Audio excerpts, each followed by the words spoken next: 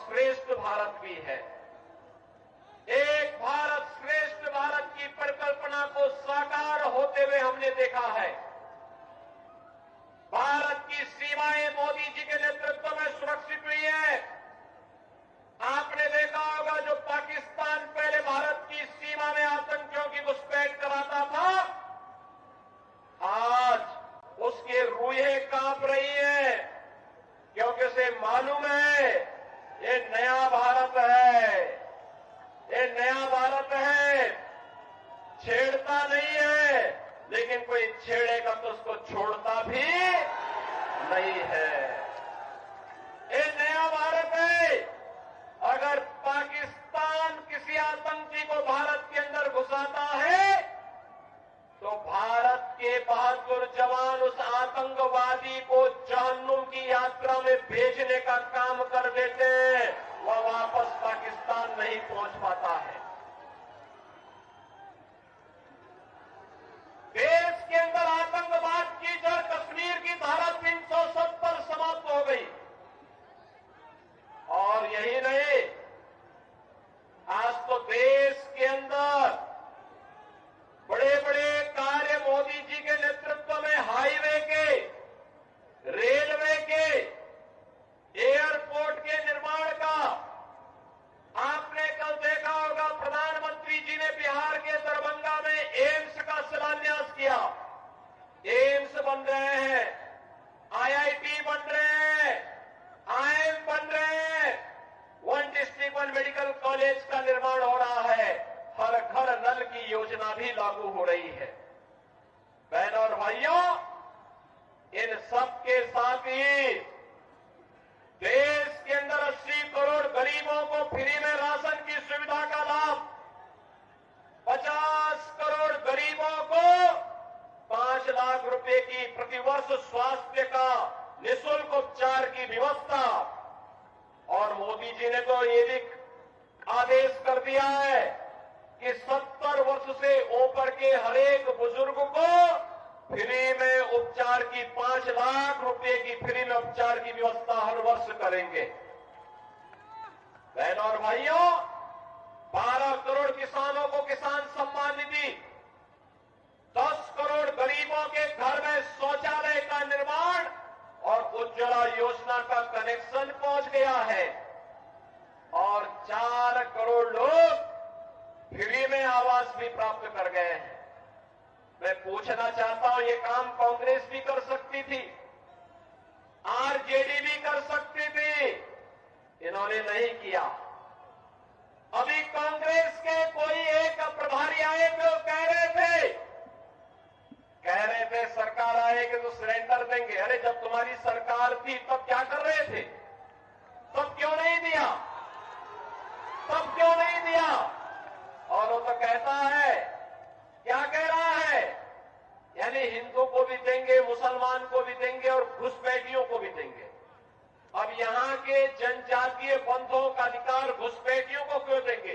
भाजपा इस बात को कह सकती है कि योजना का लाभ जनजाति को मिलेगा, झारखंड वासी को मिलेगा, घुसपैठी को नहीं मिलेगा।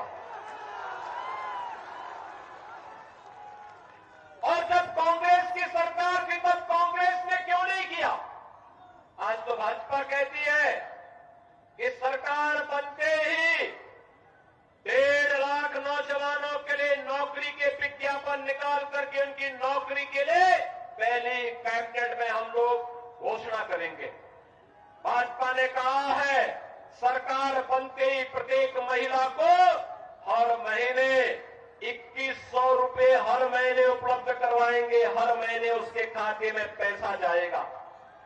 भारतीय जनता पार्टी ने कहा है हर नौजवान को जो ग्रेजुएट और पोस्ट ग्रेजुएट पास है उसको 2000 रुपए महीने का बेरोजगारी भत्ता भी देंगे।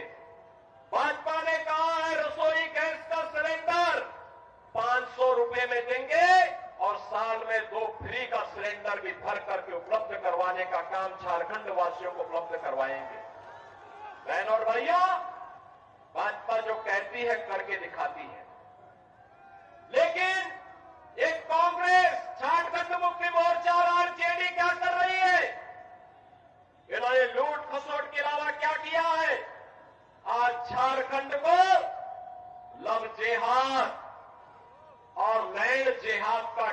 दिया है, लव जिहाद और लैंड जिहाद का मुद्दा बना दिया है।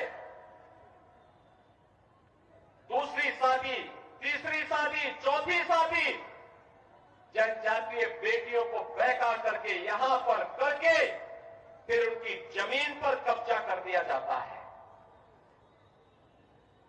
रोटी, बेटी और माटी तीनों का संकट आज झारखंड के अंदर खड़ा हो गया है। और इसीलिए मैं आपका आह्वान करने के लिए आया हूं कि बहनों और भाइयों, झारखंड की पावन धरा, धरती आबा भगवान बिरसा मुंडा की पावन धरा है। इस पावन धरा को हमें लैंड जिहाद और लव जिहाद का अड्डा नहीं बनने देना है। इस धरती को बांग्लादेशी घुसपैठियों और रोहिंग्या घुसपैठियों की यहां पर अराजकता का अड्डा नहीं बनने देना है। मुझे जो बताया गया कि चंदन क्यारी में क्या हुआ, दुर्गा मूर्ति के जुलूस पर हमला कर दिया गया, मूर्ति खंडित कर दी गई, पूजा नहीं करने दिया गया।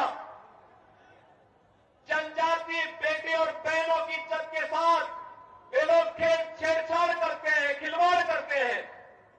बहनों और भाइयों, इन गोंडा और इन अराजक तत्वों का चार केवल भाजपा है, भाजपा। याद करिए, 2017 के पहले उत्तर प्रदेश में भी ऐसे ही होता था। और आज उत्तर प्रदेश में न कोई घुसपैठी है, न कोई लव जिहाद है, न कोई लैंड जिहाद है, न कर्फ्यू है, न दंगा है। यूपी में सब चंगा है, यूपी में सब चंगा है।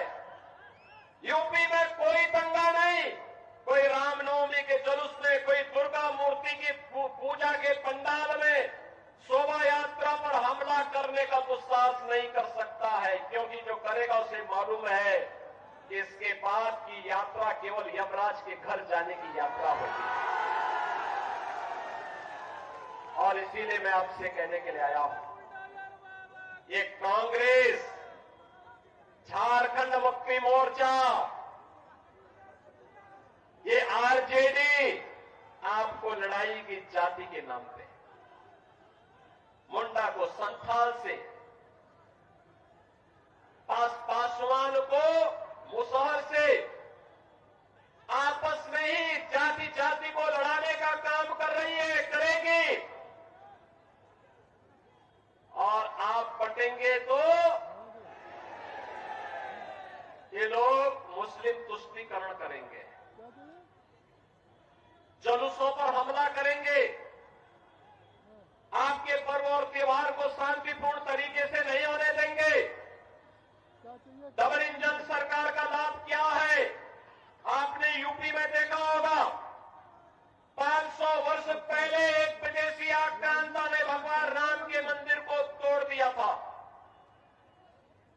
कांग्रेस 65 वर्षों तक भी कभी कुछ नहीं कर पाई। वो तो कहती थी राम हुए ही नहीं।